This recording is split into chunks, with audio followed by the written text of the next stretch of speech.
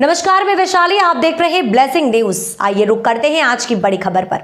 नाक रगड़कर माफी मांगे नहीं तो जनता गंगा घाट पर कांग्रेस का पिंडदान कर देगी। ये बयान दिया है पूर्व प्रोटेम स्पीकर ने।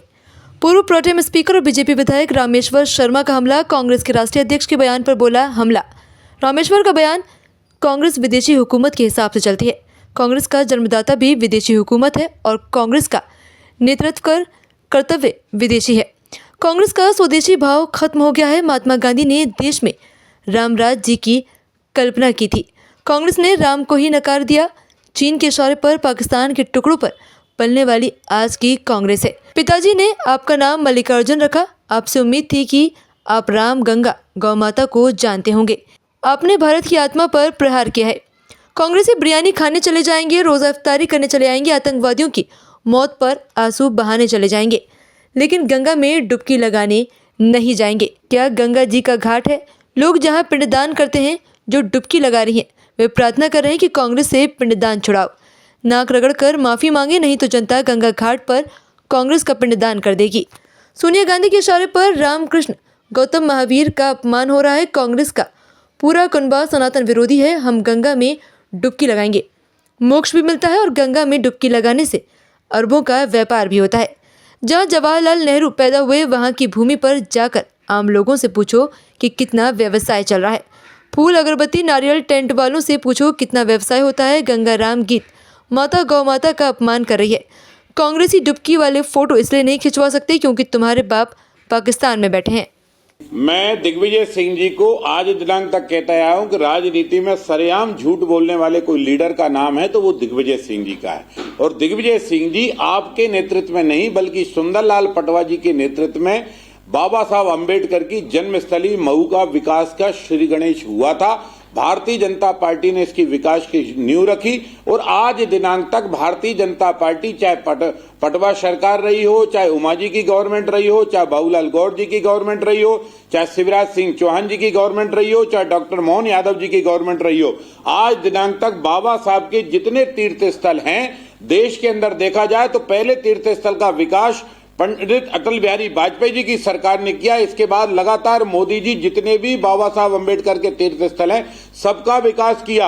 अरे कांग्रेसियों, मैं तो तुमसे पूछना चाहता हूं, तुमने पंडित जवाहरलाल नेहरू जी की प्रतिमा भोपाल की राजधानी में लगाई, श्रीमती इंदिरा गांधी जी की प्रतिमा लगाई, तुमने राजीव गांधी की प्रतिमा लगाई, क्या तुमने बाबा साहब अंबेडकर की कहीं किसी चौराहे पर प्रतिमा लगाई? बोर्ड ऑफिस पे भी जो चौराहे पर प्रतिमा बाबा साहब की विशाल लगी है वो भी भारतीय जनता पार्टी की सुंदरलाल पटवा की सरकार ने लगाई है। और उस समय विश्व हिंदू परिषद के अखिल भारतीय संगठन महामंत्री और हिंदू जागरण के प्रोधा आदरणीय अशोक सिंघल जी ने उस प्रतिमा का उद्घाटन किया था, अनावरण किया था। और आज हम फिर कहते हैं कि हमने गणेश मंदिर से गायत्री मंदिर के पुल का भी नाम बाबा साहब अंबेडकर के नाम पर रखा।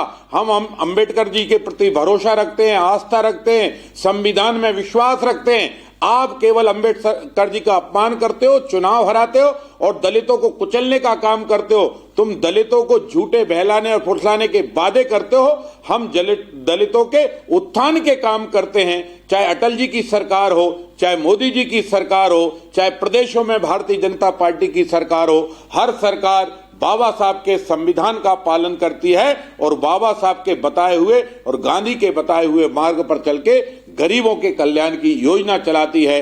क्योंकि मेरी पार्टी के संस्थापक दीनदयाल उपाध्याय ने कहा था कि जब तक गरीबों का भला नहीं होगा, गरीब की झुग्गी पक्की नहीं होगी, गरीब के घर में दिया नहीं जलेगा, तब तक देश से अंधेरा नहीं भगेगा। और गरीब के घर का अंधेरा भगाने का काम मोदी जी कर रहे हैं। कांग्रेस के राष्ट्रीय अध्यक्ष खड़गे साहब और श्रीमान राहुल गांधी, श्रीमती सोनिया गांधी और प्रियंका बडेरा और दिग्विजय सिंह, सभी कांग्रेसी नेताओं से मेरा पूछना और मानता है कि कांग्रेसी नेताओं ये बताओ कि इस देश में गंगा को मोक्षदायी नदी कहा गया है कि नहीं कहा गया? दूसरे, गंगा दुनिया के पापों को धोती है कि नहीं धोती? लेकिन इतना ध्यान रखना, पहले निकम्बी कांग्रेस ने भगवान राम को काल्पनिक किया, राम का अपमान किया, फिर अब तुमने जो है भारत माता का अपमान किया, अभी गंगा मैया का अपमान किया। अरे कांग्रेसियों, हमें पता है कि तुम सनातन विरोधी इतने हो गए हो तुम राम विरोधी हो गए हो, तुम कृष्ण विरोधी हो गए, तुम महावीर विरोधी हो गए, तुम गौतम बुद्ध विरोधी हो गए, तुम गुरु नानक विरोधी हो गए। तुम्हें ऐसा लगता है कि विदेश की स्थापित कांग्रेस और विदेशी की नेतृत्व में चलने वाली कांग्रेस जब भी भारत के हिंदू धर्म का विरोध करती रहेगी तब ये कांग्रेस आगे बढ़ेगी। लेकिन ध्यान रखना, जो तुम हिंदू धर्म का विरोध करोगे, जब राम का विरोध किया तो तुम्हारा सत्यानाश हुआ। अब तुमने गंगा मैया का विरोध कर दिया है। पूरे कांग्रेसियों, या तो तुम बताओ कि गंगा मैया में डुबकी लगाओ, जाओगे कि नहीं जाओगे। लेकिन इतना जरूर बता देता हूं कि बाकी कुछ हो कि नहीं हो, लेकिन कांग्रेस का ये आखिरी निजाम होगा जो पूरी कांग्रेस का पिंडदान करके जाएगा। इसके बाद हिंदुस्तान में ना विदेशी हुकूमत होगी ना विदेशी कांग्रेस होगी। अब तक के लिए खबर में बस इतना है। फिर होगी आपसे मुलाकात ऐसी एक और बड़ी खबर के साथ। तब तक के लिए नमस्कार।